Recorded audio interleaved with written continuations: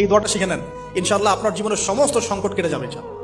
আমি নিজেও এই দোয়াটা বেশি বেশি করার চেষ্টা করি। দোয়াটা হচ্ছে, মুসা আলাইহিস সালাম একটা গাছের নিচে হেলান দিয়ে বসলেন, বসে দেখলেন দুজন মেয়ে দাঁড়িয়ে আছে দূরে, পানি নিতে পারছে না। লোকজন পানি নিয়ে যাচ্ছে, ওরা দাঁড়িয়ে আছে বেচারি। মুসা আলাইহিস সালাম গিয়ে বললেন, কি সমস্যা আপনাদের? এটা নিয়ে আপনারা আবার মেয়েদের সাথে কথা বলার চেষ্টা করেন।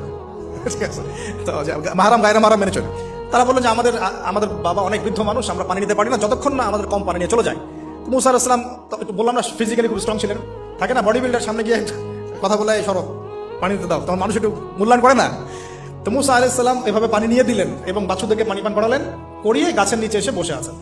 বসে বসে তিনি দোয়া করছেন, এই যে দোয়াটা তিনি দোয়া করছেন, রব্বি, একটা নেক কাজ করলেন না, মানুষের উপকার করলেন, নেক কাজ করে এসে গাছের নিচে বসে দোয়া করছে, আল্লাহ এখানে তো আমার খাবার পানি বাসস্থান কিছুই নাই, আমি কি করব?